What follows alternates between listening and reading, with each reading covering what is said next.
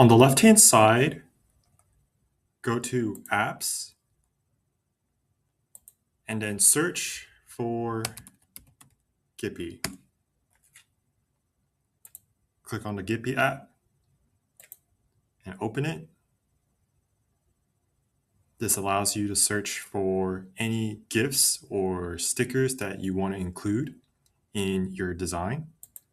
So let's say I want to include something that's exciting or fun.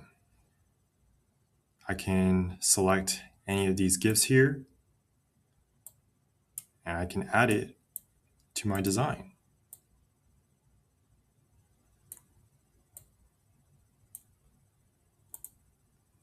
And when I go to present,